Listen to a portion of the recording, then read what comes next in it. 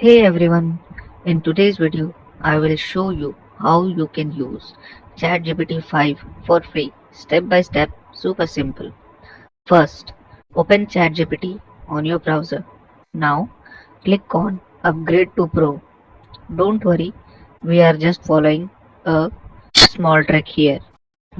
Once you click, a new panel will open. Here, choose UPI as your payment method.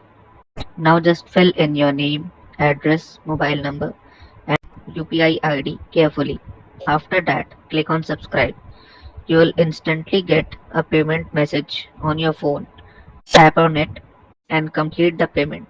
But wait, make sure that autopay is shown on your screen before proceeding. If you don't see autopay, stop right there and don't continue the process. Once the payment is done, the page will automatically reload and boom, you are on ChatGPT 5 completely free. Since you have set up autopay, remember to cancel your subscription before the renewal date to avoid any automatic deductions. So yeah, that's it. Enjoy exploring ChatGPT 5 and make the most out of it. If this helped you, don't forget to like, share and subscribe to SHR Designer for more smart tech tips and design tricks.